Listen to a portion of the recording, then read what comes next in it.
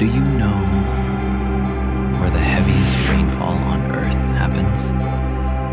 This is Mawsynram, a small village in northeast India.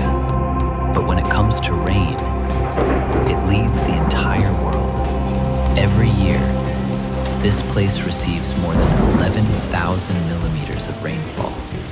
And sometimes, the clouds literally touch the ground.